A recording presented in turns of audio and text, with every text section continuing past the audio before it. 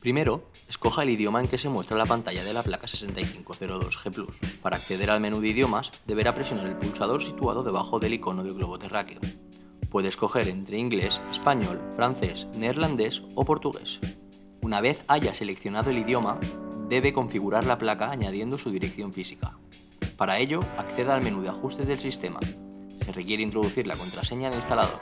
Acceda a los ajustes de la placa presionando el botón situado debajo del icono del ojo. A continuación, presione en el botón situado debajo del icono de localización. Deberá introducir la longitud del código de llamada, eligiendo entre 5 o 6. Elija una longitud de 5 dígitos como norma general. El siguiente parámetro a introducir es el número de edificio. Fíjelo como 1, puesto que solo hay una placa en la instalación. También debe establecer qué número de placa le corresponde dentro del edificio. Asigne el número 1, ya que solo existe una placa en la instalación. Por último, debe elegir entre asignar la dirección IP a la placa de forma automática o manual. Una vez establecidos los parámetros de configuración, la placa se reiniciará.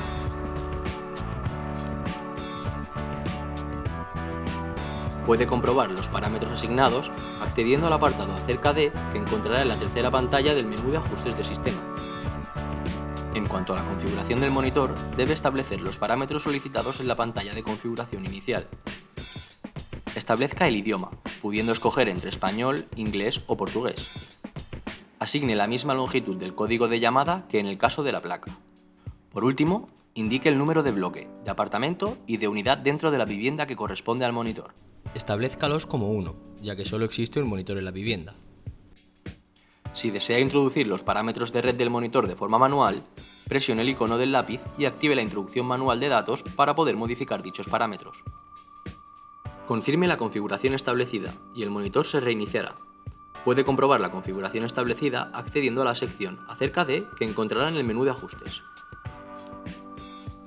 Una vez realizados los pasos descritos anteriormente, podrá establecer comunicación con la placa de calle seleccionándola en la opción de visualizar, o bien llamando a la dirección del monitor desde la placa de calle.